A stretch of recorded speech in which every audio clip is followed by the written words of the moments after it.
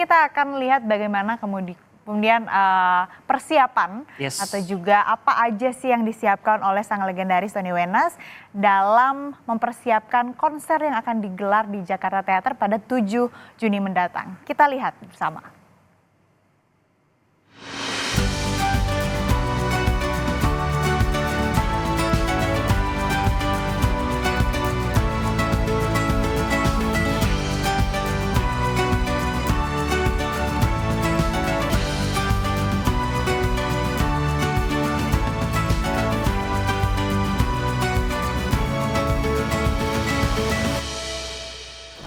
Kembali lagi di Sapa Indonesia Akhir Pekan bersama saya Desi Fiftina dan juga masih bersama musisi legendaris Tony Wenas. Hai Bapak, kita lanjut ngobrolnya lagi nih Pak. Bapak ini kan bermusik sudah dari lama ya Pak ya, sudah dari tahun 77 ya Pak ya.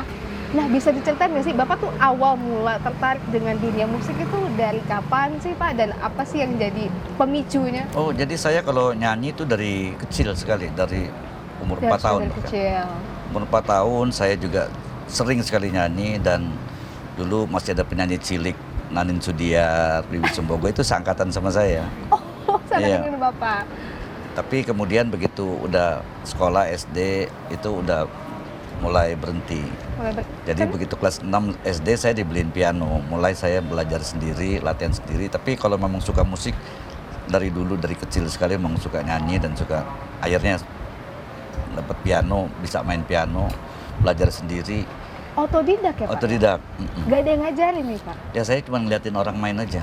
Bisa ya Pak ya? Ngeliat orang memang main. Memang udah talentnya, udah mendarah daging seperti yang di Bapak ini.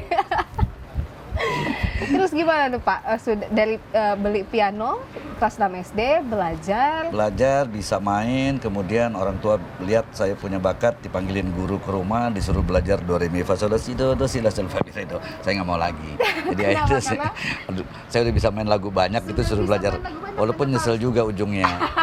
Kalau saya belajar lagi mungkin itu jauh lebih mudah dan lebih jangkauannya bisa lebih luas gitu ya.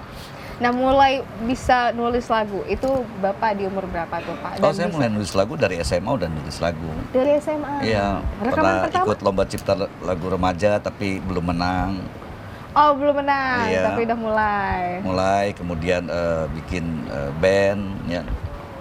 Oh udah bikin band juga Pak dari SMA Pak ya? Oh ya dari ya kalau zaman SMP dulu kan masih vokal grup, tapi udah bikin lagu. Udah bikin lagu? Udah bikin lagu. Wah keren banget tuh sosok SMA Pak Tony. Mulai lebih banyak lagu yang dibikin. Begitu kuliah mulai tahun 80-an tuh ada Solid 80, ada Simfoni ya. Itu mulai produktif. Saya pernah rekaman juga bikin lagu buat Daniel Sauleka. Pernah buat Ahmad Albar. Jakarta Rhythm Section lumayan banyak lah pada saat itu. Pada saat itu. Nah, untuk kalau sekarang udah nggak bikin lagu lagi. Kenapa, Belum Pak? lagi lah. Belum lagi, perlu tapi pasti nanti dong. Itu tadi. Ntar kalau kita bikin lagu jadinya tambang terbuka, tambang bawah tanah.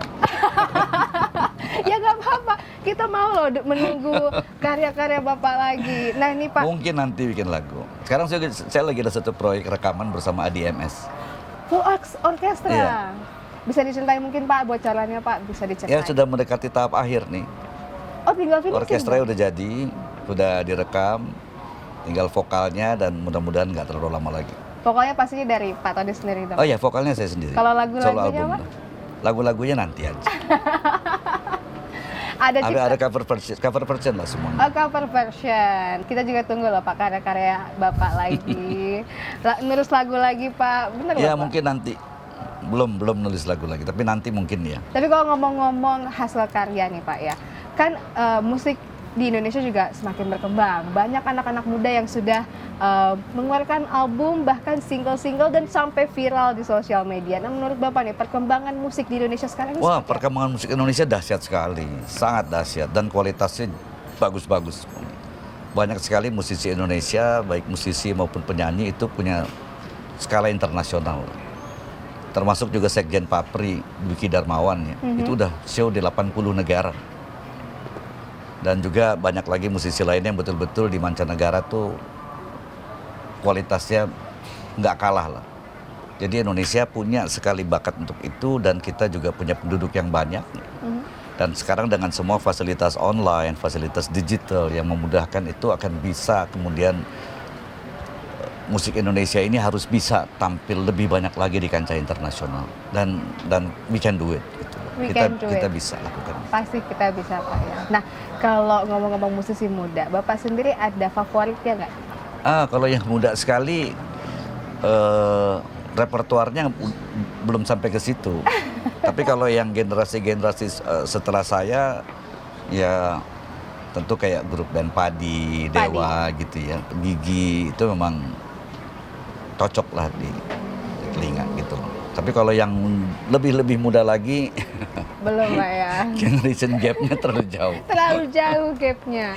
Nah ini kita udah ngomong-ngomong banyak nih Pak, nanti juga kita bakalan menunggu konser Bapak dan akan berkolaborasi dengan banyak musisi-musisi tanah air juga.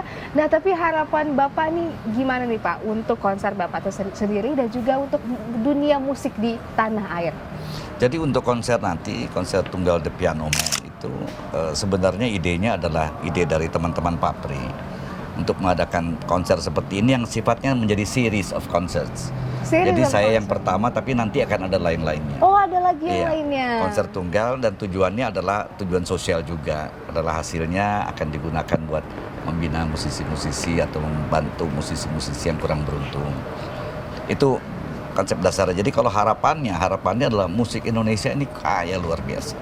Musik daerahnya juga kaya luar biasa. Ada lebih dari 3.000 alat instrumen musik daerah di Indonesia dan begitu banyak lagu-lagu yang bisa diciptakan dan kualitasnya juga luar biasa bagus. Tinggal memerlukan suatu joint effort antara pemusik itu sendiri, organisasi, masyarakat dan juga pemerintah untuk mencanangkan ini supaya musik Indonesia bisa lebih berkiprah lagi di dunia internasional. Kalau di dalam negeri udah jelas. Sudah jelas. Kita punya penduduk 280 juta. Kalau yang nonton di YouTube orang bikin musik sendiri, dia di YouTube lagunya bagus, viewernya 2 juta, 3 juta is easy gitu ya.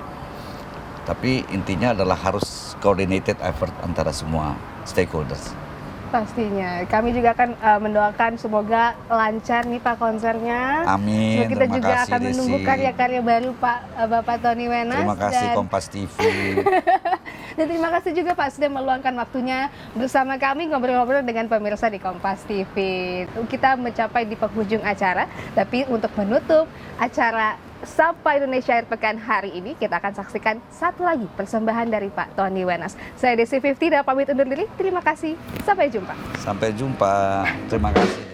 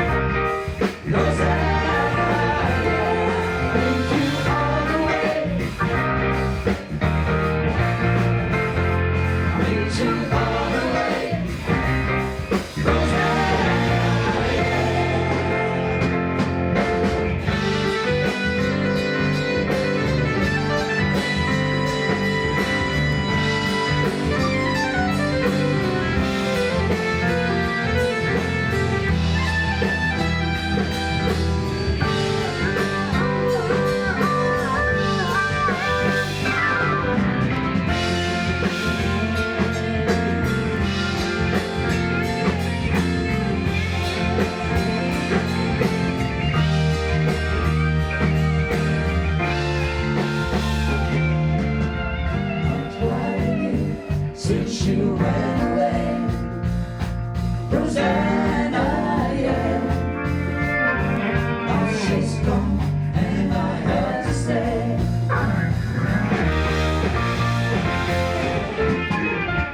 Meet you all the way. Meet you all the way. Rosanna, yeah. Meet you all the way. Meet you all